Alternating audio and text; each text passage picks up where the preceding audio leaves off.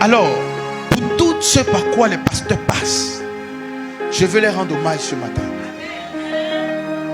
Je veux rendre hommage aux pasteurs.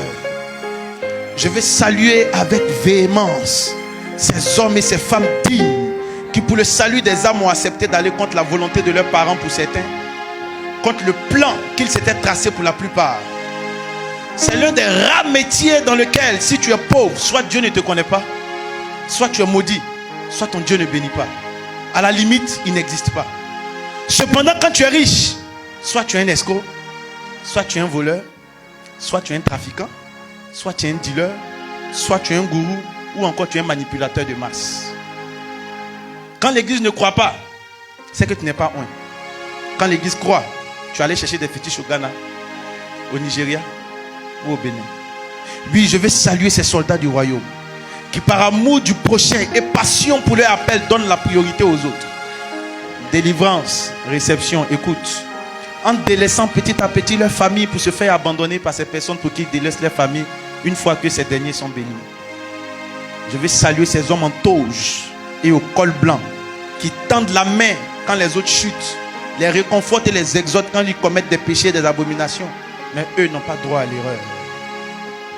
Ces personnes qui prêchent qu'il ne faut pas médire, qu'il faut aimer son prochain, pardonner, peu importe les erreurs des autres, mais à qui on ne pardonne jamais quand ils commettent une erreur aussi minime que soit-elle. Ces personnes qu'on salit, oui, qu'on injurie jour et nuit sur les réseaux sociaux, généralement sur base de rumeurs. Sois salué, cher pasteur.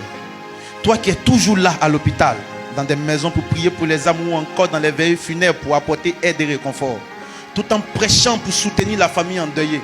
Mais quand toi tu perds quelqu'un, soit Dieu est en train de te juger, ou soit Dieu t'a quitté, ou pire encore tu as sacrifié cette personne pour la gloire de ton ministère. Sinon, si Dieu était encore avec toi, pourquoi ne t'a-t-il pas révélé la mort de ce dernier? Une telle méchanceté, une telle cruauté de la part des gens pour qui tu as donné ton cœur, ton âme, à la limite sacrifier ta vie pour leur salut. Oui, toi cher pasteur, qu'on appelle presque jamais pour savoir comment tu te portes, pourquoi le ferait-il puisque tu es censé être en contact permanent avec les anges? Ces derniers prendront de tes nouvelles. Et qui a dit que les pasteurs tombaient malades? C'est bien eux qui prient pour les malades. L'ange en charge de la guérison prendra soin de lui et de sa famille. Quoi de plus normal de ne jamais lui demander comment il va et de passer toutes les fois qu'on l'a au téléphone le temps à lui parler des cauchemars qu'on fait. Pourtant, il suffit de rendre visite au pasteur. Vous trouverez chez eux aussi des aspirines, des remontants, Efferalgan, CAC1000, Doliprane, des anti-inflammatoires. Parce que physiquement, mentalement et psychologiquement épuisé. Parce qu'en vrai, tout pasteur arrive à ce carrefour de son ministère en se posant toujours cette question. Pourquoi les gens sont ainsi méchants? Pourquoi? J'ai pourtant été là pour eux. Pourquoi à mon tour, ils me servent une telle cruauté? Ah oui. Ce même pasteur va se convaincre que c'est l'œuvre du diable. Prendre sa Bible, mettre sa tenue et venir à la chaire prêcher aux mêmes gens qui lui mettent les bâtons dans les roues. On fait de ça notre credo. Toujours se montrer disponible en souriant. Dans tout ça, le pasteur ira encore visiter un autre groupe. Ceux qui ont récemment quitté l'église parce qu'il n'y a pas d'amour dans l'église. Ou qu'on les a offusqués ou que le pasteur a omis de leur rendre visite. Ces gens que le pasteur a hébergés pour certains pendant plusieurs années, payé la scolarité pour d'autres, organisé les mariages, financer les projets et les voyages, acheter des vêtements et chaussures, présenter à des gens d'un certain niveau, conduire dans des lieux là où ils n'espéraient jamais être, pour mettre les pieds. Trouve qu'il n'y a pas l'amour dans l'église. Et oui, le cœur de l'homme est vraiment torturé par-dessus tout. Qui peut vraiment le comprendre?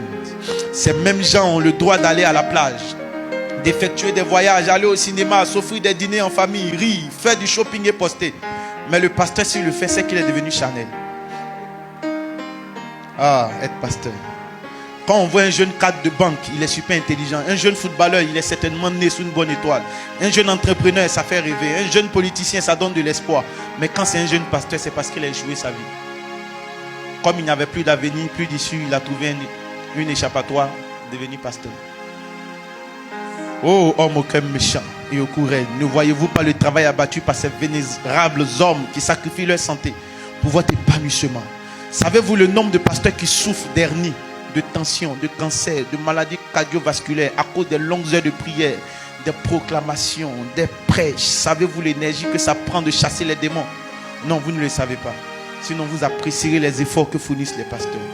Oui, on nous a appris que le pasteur doit être magnanime, hospitalier, ouvert, serviable, humble. Seulement, combien sont ces pasteurs qui regrettent aujourd'hui d'avoir ouvert leur intimité à des gens qui ne valaient pas la peine? Combien de pasteurs essuient aujourd'hui mépris et impolitesse, justement parce qu'ils ont été beaucoup simples? Chers pasteurs, soyez bons, mais ne soyez pas des bonbons. Au milieu de cette génération perverse et méchante, soyez prudents, car là où il n'y a pas de mystère, il n'y a pas de ministère. Malheureusement, dans notre métier, la reconnaissance est un mot rare. On a conclu qu'il n'est pas de ce monde. Oui, si vous cherchez la reconnaissance des hommes, ne devenez jamais pasteur. Combien de pasteurs ont sacrifié leur ministère sur l'autel de l'hospitalité, pensant aider des nécessiteux? Ils ont malheureusement ouvert leur intimité à leur propre bourreau. Et comme les attaques qui viennent de l'intérieur sont toujours dévastatrices, malheureusement, très peu de ministères survivent à de tels coups. Combien d'agents doubles sont dans les ministères, cachés sous le sulfureux titre de fils? Chers pasteurs, soyez sages dans vos relations. Car se sacrifier pour le compte des personnes pas reconnaissantes revient à s'immoler par le feu pour éclairer le chemin à un infirme aveugle. Heureusement que le temps finit toujours par révéler la vraie nature des gens et que le Dieu qui a appelé ses serviteurs est fidèle. Pas que nous regrettons notre appel en tant que pasteur, non. Nous sommes fiers de servir notre Seigneur Jésus et de souffrir pour son nom. Nous regrettons juste de nous être sacrifiés à un moment pour des personnes qui n'en valaient pas la peine. Vous me direz pourquoi regretter si c'est Dieu qui rémunère? Le regret vient du fait que vu tout ce par quoi nous passons finalement, aucun de nos enfants pour la plupart ne veut devenir pasteur. Même quand ils ont l'appel, l'instinct du père prend le dessus. On refuse parce qu'on ne veut pas que nos enfants biologiques souffrent dans le ministère comme on souffre.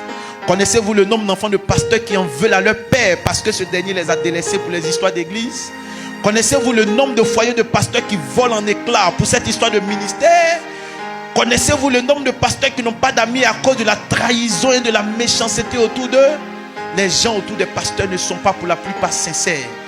Ils sont là parce qu'ils peuvent gagner quelque chose, une présence pécuniaire, des responsables qui volent les offrandes, des fils qui volent les appareils à l'église, certains qui utilisent leur position dans le système pour voler, escroquer au nom du pasteur, d'autres comme proches du pasteur commettent des abominations et jamais le pasteur ne doit les reprendre. S'il le fait, les gens quittent l'église parce que dans leur entendement, le pasteur n'a pas agi avec sagesse.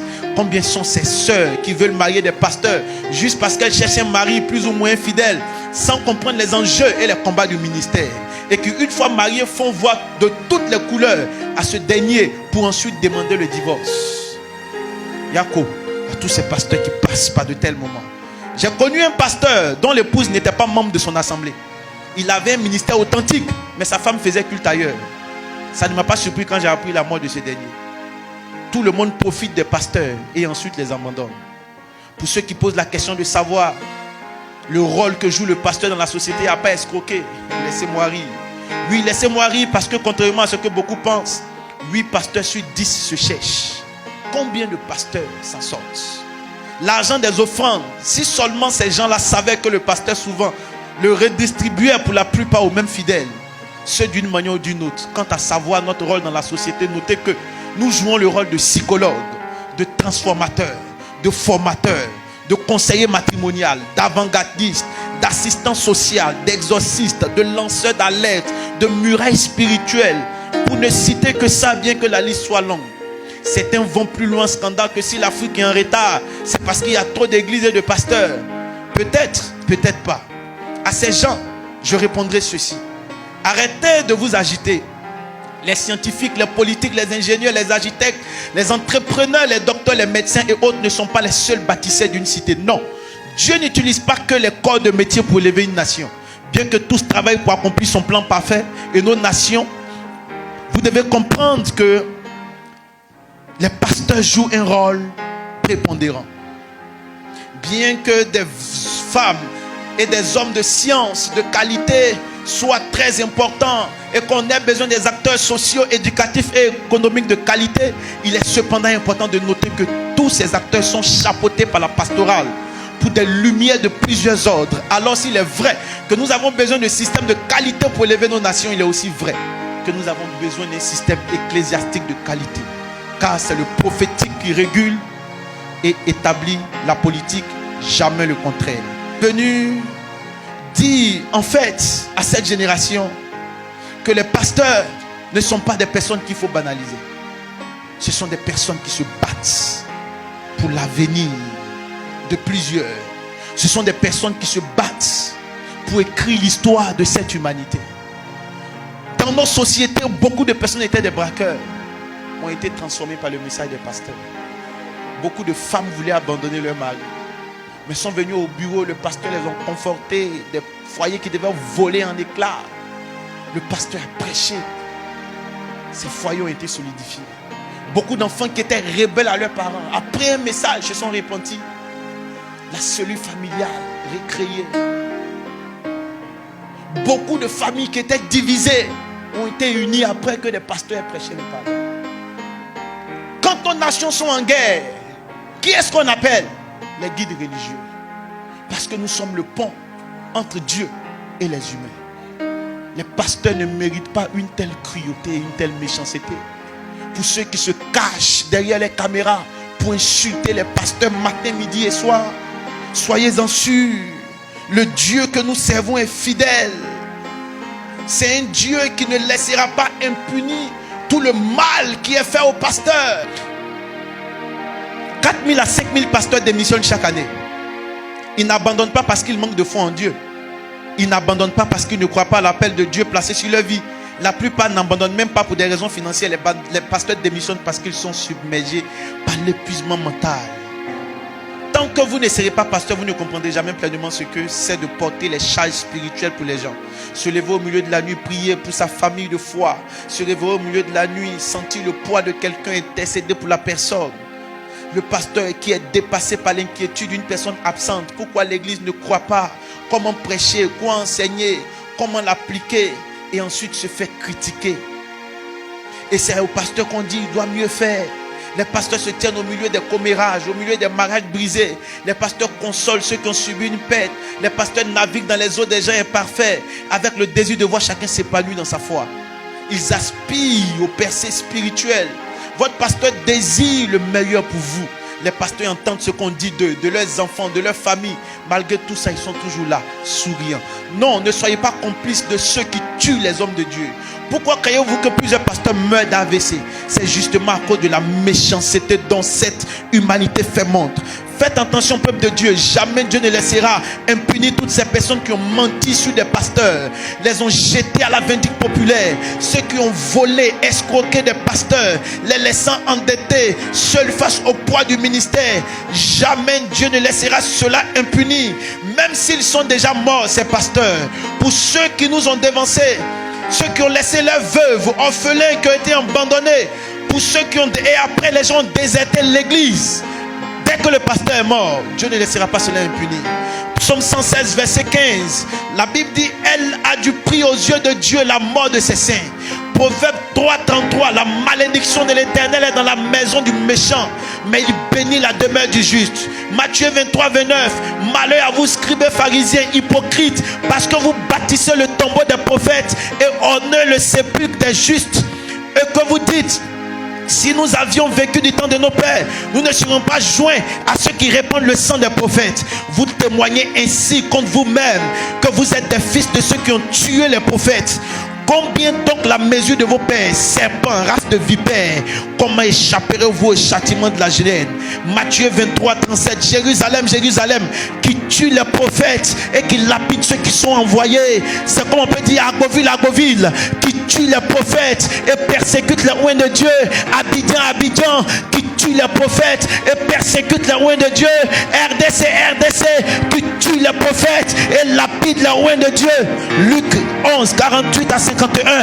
Malheur à vous, parce que vous bâtissez le tombeau des prophètes que vos pères ont tués. Vous rendez donc des témoignages aux œuvres de vos pères et vous les approuvez, car eux ils ont tué les prophètes et vous bâtissez leur tombeau. C'est pourquoi la sagesse de Dieu a dit, je vous enverrai des prophètes et des apôtres. Ils tueront les uns et persécuteront les autres, afin qu'ils soient demandés compte à cette génération du sang de tous les prophètes qui a été répandu depuis la création du monde, depuis le sang d'Abel jusqu'au sang de Zacharie, tué entre l'autel et le temple. Oui, je vous le dis, il en sera demandé compte à cette génération. La Bible dit, tous Vous ceux qui ont tué les prophètes, vous allez payer le sang.